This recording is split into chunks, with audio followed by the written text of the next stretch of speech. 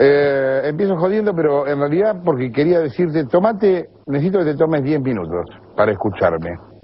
O sea que dejá de hacer la boludez que estés haciendo y sentate, dale, yo te banco, te espero, mientras te sientes, te quiero contar un par de cosas, pero necesito que estés tranquilo y que lo escuches. Quiero empezar contándote qué pasó con las palabras en la Argentina, cómo algunas cosas que se nombraban de una manera significaban otra, ¿no? Mira, en los 70, robar una fábrica o un banco se llamaba recuperar. No se llamaba robar, se llamaba recuperar. Se supone que se recuperaba ese dinero para el pueblo. A veces se olvidaban de recuperarlo y se lo quedaban ellos, ¿no? El dinero se usaba para financiar el exilio en Europa, por ejemplo. En los 70, mandar a un militante de la clase media a infiltrarse en la clase obrera se llamaba proletarizar. Proletarizar. Como eran chicos de clase media que querían parecer chicos de clase baja, entonces se proletarizaban. Un pozo sin luz ni aire, en el que por ejemplo podía estar secuestrado un empresario, se llamaba cárcel del pueblo. Cárcel del pueblo. En los 70 los militares dieron un golpe y también jugaron con las palabras. Decían que daban el golpe para la democracia. Raro, ¿no? Daban un golpe para la democracia. Después secuestraron, torturaron y asesinaron a miles de personas y en ese momento se dijo que esas personas estaban desaparecidas. No aparecían, no estaban. Se supone que nadie sabía dónde estaban. Y en verdad habían sido asesinados, pero los llamábamos desaparecidos. Asesinados sin juicio previo, sin derecho a defensa. También se había privado a sus familias de un derecho mínimo que era poder enterrar su cadáver, un derecho básico. El dictador de turno se hacía llamar presidente, que es un cargo democrático, presidente. Excelentísimo señor presidente. A cualquier desacuerdo que había en aquel momento con el poder se lo llamaba subversión. Escuchaste esa palabra 1000 veces, ¿no? Subversión. Y todo era lo mismo, porque tener el pelo largo, la pollera corta, ser marxista, ser hippie, ser terrorista, ser joven, ser distinto, cualquier cosa era subversión, daba todo igual. En los 70 los militares usaron el fútbol para mantenerse en el poder. ¿Te suena eso? En los 70 los militares usaron el fútbol para mantenerse en el poder.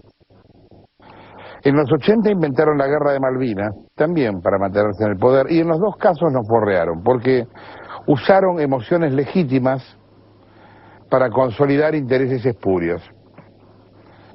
Cuando usaron el Mundial lo llamaron la fiesta de todos. ¿Te acordás? La fiesta de todos. Y el uso de la guerra se llamó la gesta patriótica. Después llegaron otros que también cambiaron las palabras. Menem empobreció como nunca a la Argentina y vendió el verso del primer mundo. ¿Te acordás del primer mundo? Estábamos como en el primer mundo. De la Rúa pasó con pena y sin gloria y finalmente llegó esto que también cambia las palabras y que decidió llamarse progresismo. Progresismo. Y ahora que muchas palabras están otra vez cambiadas, yo quería aclarar algunas cosas. Uno, no le creo el progresismo a un presidente que cada año duplica su fortuna. No se lo creo. Dos, no le creo su progresismo a un gobierno que descubrió sus propios casos de corrupción por la prensa y todavía hoy los tapa. No les creo. No les creo su interés por los derechos humanos a un gobierno que compró a los organismos de derechos humanos. No creo tampoco que el interés del gobierno en la pelea con Clarín sea genuino. Creo que es una pelea de negocios. no es una pelea ideológica. Kirchner asumió la presidencia en 2003. En 2003 no le importó Clarín.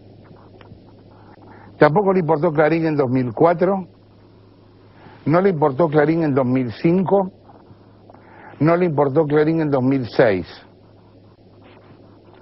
Empezó a importarle un poquito Clarín en 2007. Tardó, ¿no? Tardó en plantear su grave problema ético. Tardó unos años, si era todo tan grave, ¿no? Pero incluso antes de irse, el presidente autorizó la fusión de Cablevisión y Multicanal. O sea, autorizó la fusión del monopolio de enemigos. El Estado también durante todos esos años formó parte de Papel Prensa, todos esos años. Estuvo en cada reunión de directorio de Papel Prensa, el Estado. Y nunca nadie dijo una puta sola palabra de nada. Nunca. Debido tampoco se pronunció en todos esos años contra Fivertel. Es más, su mujer tenía una cuenta de correo en Fivertel. Les cuento una historia peronista, chiquita. Cuando Perón asumió, muy pocos periódicos lo apoyaban. Democracia, El Laborista y La Época. Y al poco tiempo empezaron las medidas más variadas para combatir a los periódicos opositores. En primer lugar, escucha esto, la provisión de papel de diario. Perón tuvo el mismo problema con Papel Prensa, que no se llamaba así, pero el problema era el mismo. El papel era totalmente importado, como ahora, a excepción de Papel Prensa, y era distribuido por el gobierno, fijando cuotas sumamente reducidas para los medios hostiles. Después se prohibió enviar determinados diarios por correo, la distribución. Y hubo procesos por desacato a editores y directores de periódicos críticos. Finalmente, se expropió la prensa, la nueva provincia de Bahía Blanca, el intransigente de Salta. En forma paralela, el gobierno peronista de entonces fue aplicando una combinación de presiones y adquirió en forma directa o a través de testaferros periódicos, revistas y estaciones de radio. ¿Te suena esto que estoy leyendo? Estoy hablando de los años 50, fines de los 40 y comienzos de los 50. Adquirió a través de testaferros, ¿qué era? ¿El abuelo de Spolsky?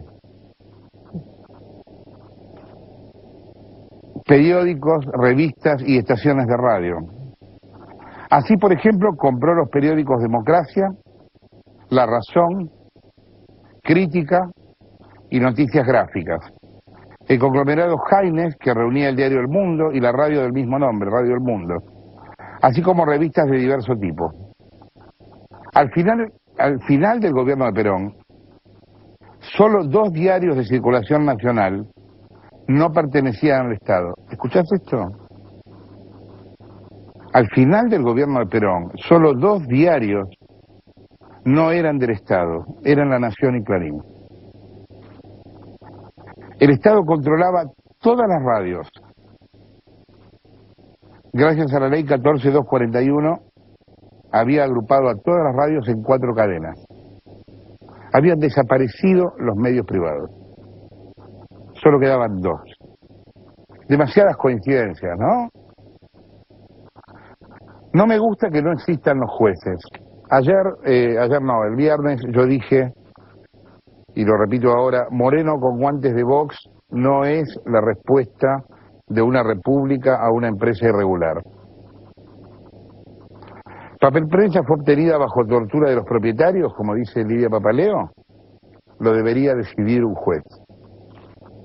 Papel Prensa favoreció a sus propietarios en desmedro del resto de la prensa, lo tiene que decidir una sentencia. Fivertel está en una situación irregular y la CNC se dio cuenta 8 años después, lo tiene que decidir un juez. Vivimos muchos años con las palabras cambiadas, digamos de una vez las cosas como son. Cuando un gobierno asume el poder judicial, ese gobierno es autoritario. Cuando un gobierno asume el rol del poder judicial, ese gobierno es autoritario. No podemos aceptar que se vulneren derechos de los demás, estemos o no de acuerdo con esos demás. Yo me pasé la vida puteándome con Clarín. Cuando nadie tenía las bolas en este país para hablar de papel prensa, nosotros hablábamos de papel prensa. No me pueden venir a correr por izquierda con eso. Todo lo que estoy diciendo es público. Ahora, ¿saben qué? No es una patota la que tiene que meter gente en la cárcel. Si queremos que esto sea una democracia, en serio, y una república que por lo menos los demás empiecen a respetar. Esto se